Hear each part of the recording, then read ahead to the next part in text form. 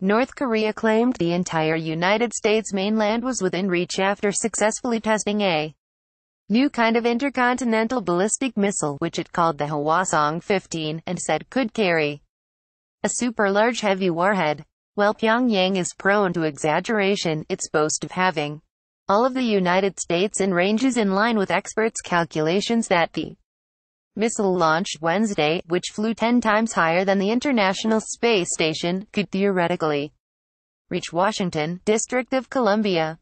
With this system, we can load the heaviest warhead and strike anywhere in the mainland United States, North Korea's most famous newsreader, Ri Chun-hee, said in a special live broadcast on state television. This missile is far more technologically advanced than July's Hwasong-14. This signifies that our rocket development process has been completed.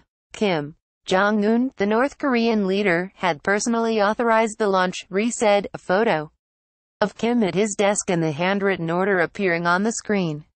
Wednesday's launch, the first in more than 2 months, is a clear sign that the North Korean leader is pressing ahead with his nation's stated goal of being able to strike the United States mainland and is not caving in to the Trump administration's strategy of applying maximum pressure. The missile logged a longer flight time than any of its predecessors and went farther into the atmosphere than ever before, reaching a height of 2,800 miles. The International Space Station, by comparison, is 240 miles above the Earth. President Donald Trump, together with his counterparts in South Korea and Japan and the UN Secretary-General, condemned the latest launch. "We will take care of it," he told reporters at the White House, calling it a situation we will handle. He later tweeted that Democrats should join with Republicans to pass a spending measure to avert a government shutdown. After North Korea missile launch, it's more important than ever to fund our GOVT military. Trump has repeatedly said that military options are on the table for dealing with North Korea and has suggested that time has run out for a diplomatic solution to the nuclear problem.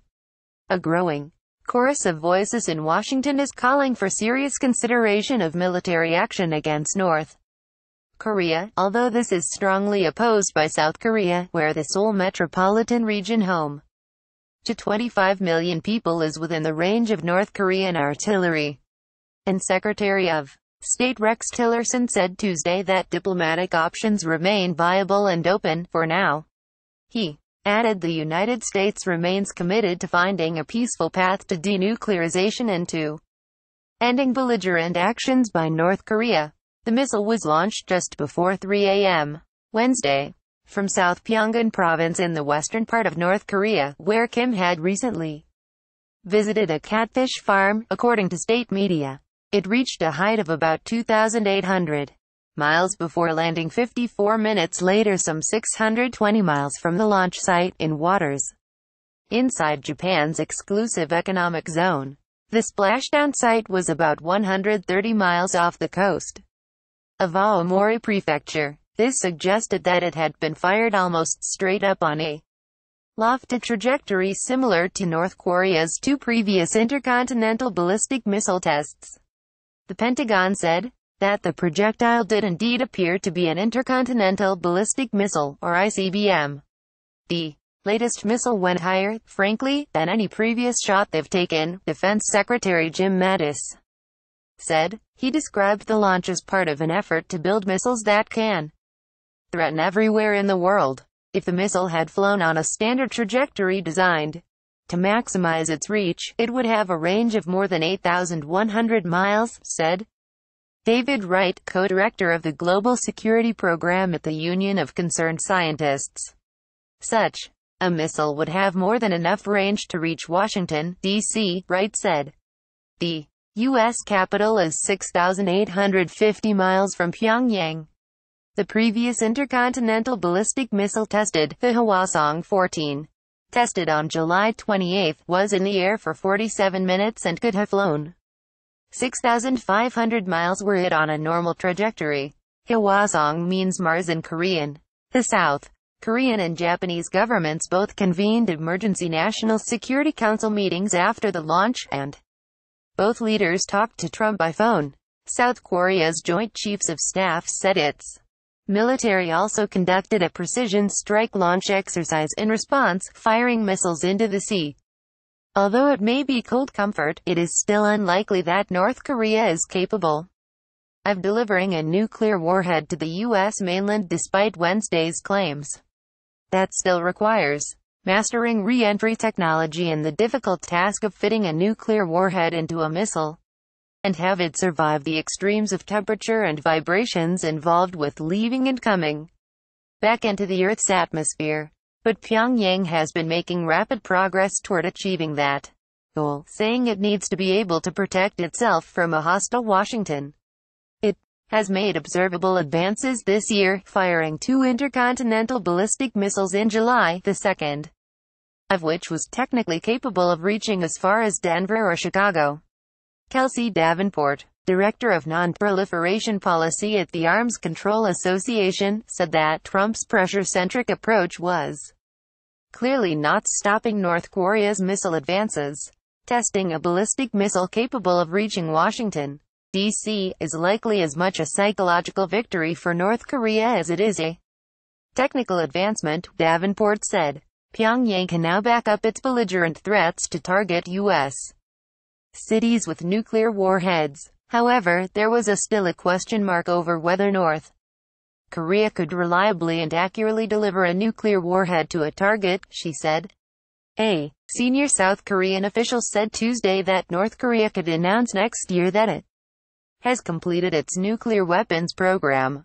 North Korea has been developing its nuclear weapons at a faster than expected pace. We cannot rule out the possibility that North Korea could announce its completion of a nuclear force within 1 year, Cho Myung-in, the unification minister, who is in charge of the South's relations with the North, told foreign reporters in Seoul.